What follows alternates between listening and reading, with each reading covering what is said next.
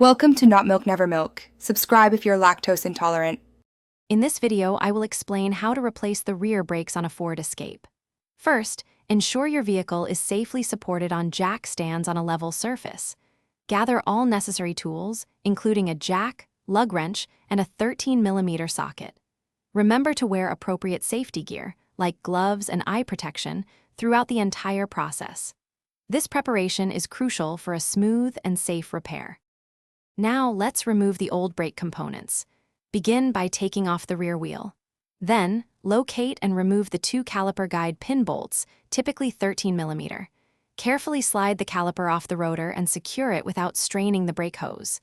Next, remove the two caliper bracket bolts, often 15mm, and take off the bracket. Finally, remove the old brake rotor. With the old parts removed, it's time for installation. Clean the wheel hub thoroughly with a wire brush.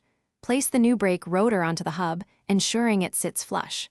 Install the new brake pads into the caliper bracket, making sure they are seated correctly.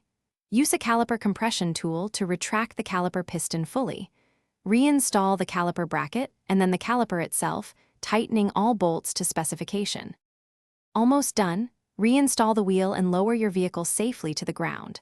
Before driving, pump the brake pedal several times until it feels firm.